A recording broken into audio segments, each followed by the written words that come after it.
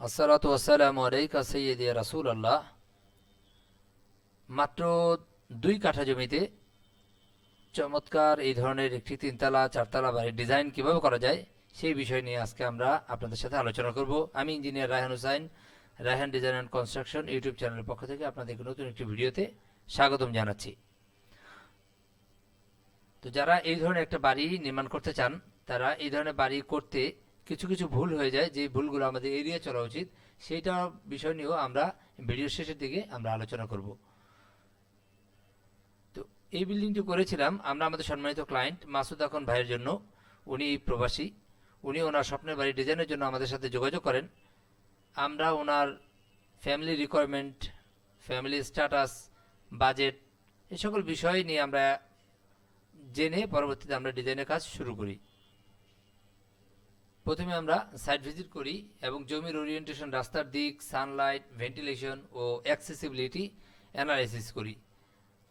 আপনারা দেখতে পাচ্ছেন যে ওনার বাড়ির সামনেই সুন্দর একটি রাস্তা গেছে 10 ফিটের মতো। তো সেই জন্য আমরা বিল্ডিং ডিজাইনের সামনের দিকটার ডিজাইনের ক্ষেত্রে আমরা বিশেষ বিবেচনা করেছি। এবার চলুন দেখে নেওয়া যাক বিল্ডিং এলিভেশন ডিজাইন। ফ্রন্ট এলিভেশনে আমরা মডার্ন আর্কিটেকচার ল্যাঙ্গুয়েজ ফলো করেছি। এখানে clean line composition, texture combination, balcony treatment এবং প্রিমিয়াম কালার ব্যালেন্স ব্যবহার করেছে, যাতে বিল্ডিংটি এলিগেন্ট ও টাইমলেস লুক পায়। জানলার প্লেসমেন্ট এমনভাবে করা হয়েছে যাতে পর্যাপ্ত আলো বাতাস প্রবেশ করতে পারে এবং প্রাইভেসি বজায় থাকে। এখন চলুন আমরা এর ফ্লোর প্ল্যানে প্রবেশ করি। সম্পূর্ণ ফ্লোরটি এখানে 1425 স্কোয়ার ফিট গ্রাউন্ড ফ্লোরে এবং উপরের তলায় গিয়ে 1475 স্কোয়ার ফিট। নিচতলায় আমাদের 2টি ইউনিট করা হয়েছে, ইউনিট এ এবং unit B.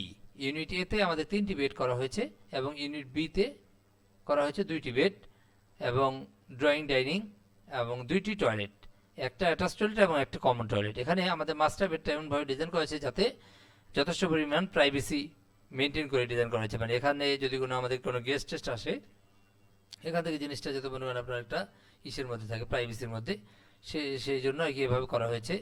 Living cum dining স্পেসটা যথেষ্ট পরিমাণ পর্যাপ্তভাবে ওয়াইড স্পেশাসভাবে করা হয়েছে, মানে ওপেন কনসেপ্টে, যাতে এটাকে ওয়াইড বা প্রশস্ত মনে হয়। এবং কিচেন ডিজাইনের ক্ষেত্রে ফাংশনাল ওয়ার্ক ফ্লো কনসিডার করা হয়েছে যাতে এভরিডে ইউজ কমফোর্টেবল হয়। তো দোতলার ক্ষেত্রেও আমাদের ডিজাইনে কোনো চেঞ্জ করা হয়নি। এক্ষেত্রে জাস্ট আমাদের মাস্টার বেডের সাথে 2টা করে অ্যাটাচড বারান্দা দেওয়া হয়েছে, ব্যালকনি দেওয়া হয়েছে এবং ব্যালকনির পাশে আমরা গার্ডেনের জন্য প্লান্টার বক্সের ব্যবস্থা করে রেখেছি। তো এরপরে চলে যাই আমরা ছাদের রুফ ডিজাইনে। তো এখানে ফ্যামিলি এন্টারটেইনমেন্টের জন্য একটা স্পেস ক্রিয়েট করা হয়েছে, আর বাচ্চারা খেলাধুলা করার জন্য একটা সুন্দর একটি স্পেস তৈরি করা হয়েছে এখানে। এবং কমিউনিটি স্পেস বা বিভিন্ন বারবিকিউ স্পেসের জন্য আমাদের এখানে ডেডিকেটেড স্পেস আছে। এবং ভবিষ্যতে যদি কেউ যদি এখানে যদি একটা রুম বা করতে চায়, সেটার ব্যবস্থাও কিন্তু এখানে করা আছে। এইরকম একটা বাড়ি করতে আপনাদের 1450 স্কোয়ার ফিটের মধ্যে আপনারা যদি এরকম একটা বাড়ির নির্মাণ করতে চান, তাহলে আপনাদের খরচ পড়বে 2500 থেকে 2700 স্কোয়ার ফিট। সেক্ষেত্রে আপনার এরকম একটা বাড়ি কমপ্লিট করতে আপনার খরচ পড়বে 1,20,00,000 থেকে 1,30,00,000 টাকা। তবে লোকেশন, ফিনিশিং, ম্যাটেরিয়াল এবং লেবার কস্ট অনুযায়ী এটি পরিবর্তিত হতে পারে। এখন বলবো কমন মিস্টেক সেকশন। এই ধরনের বাড়ি নির্মাণের সময় কয়েকটি ভুল এড়িয়ে চলা উচিত। যেমন 1 নম্বর হচ্ছে, এই ধরনের বাড়ি নির্মাণে অনেক ক্ষেত্রেই ওপেননেস বিষয়টাকে কনসিডার করা হয় না। এখানে আপনার ড্রয়িং ডাইনিং স্পেসটাকে বা আপনি কিচেনটাকে যদি আপনি একটা ওপেন কনসেপ্টে করতে পারেন, তাহলে সেক্ষেত্রে আপনি কিন্তু অল্প জায়গার মধ্যে খুব একটা খোলামেলা একটা ভাব থাকবে। এটা খুবই খুবই এসেনশিয়াল একটা বাড়ির প্ল্যানিং এর জন্য।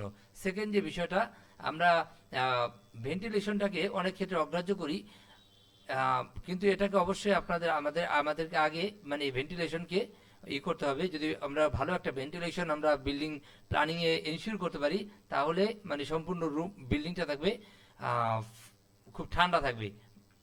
আর তৃতীয় যে বিষয়টা, এটা হচ্ছে যে সিঁড়ি সামনের দিকে থাকলে অনেকেই একটা ভুল করে যে এখানে যে আমাদের গ্রিল বিমটা থাকে, গ্রিল বিমটা অনেক সময় দেখা যায় 6 ইঞ্চি 1 ফিট, 6 ইঞ্চি 1 ফিট উপরে দেওয়া হয়, কিন্তু পরবর্তীতে রাস্তা উঁচুর ফলে এই জায়গাটা কিন্তু নিচে চলে যায়, গ্রেড বিমটা নিচে চলে যায়, তখন কিন্তু মানে আমাদের রাস্তা থেকে সমস্ত পানি কিন্তু বিল্ডিং এর মধ্যে প্রবেশ করে, এটা কিন্তু কখনোই কাম্য নয়। তো বন্ধুরা, এই ছিল আজকে আমাদের উপস্থাপনা। আপনারা আপনাদের স্বপ্নের বাড়ি ডিজাইনের জন্য যদি প্রপার আর্কিটেকচারাল ডিজাইন করাতে চান তাহলে অবশ্যই আমাদের সাথে যোগাযোগ করতে পারেন। ভালো থাকবেন এবং আমাদের জন্য দোয়া করবেন। আসসালামু আলাইকুম রহমতুল্লাহ।